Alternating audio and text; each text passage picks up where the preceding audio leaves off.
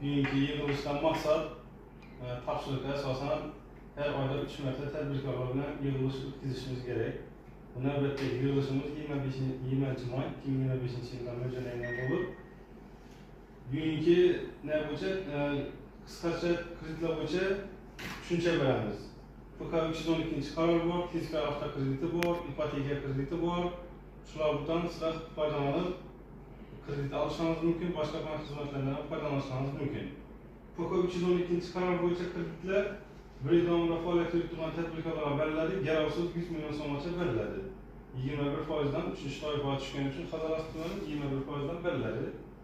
Asosiy vosita sotib olish uchun 6 yil, aylanma mablag'larni to'ldirish uchun 2 yil.